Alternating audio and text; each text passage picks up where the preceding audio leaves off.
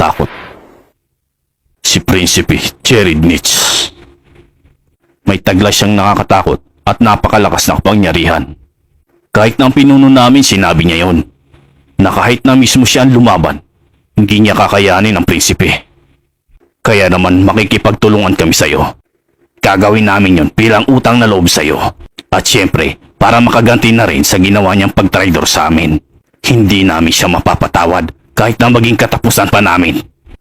Ang problema, yun ay kung papayag ka na makipagtulungan sa amin. Bata ang gumagamit ng kadena.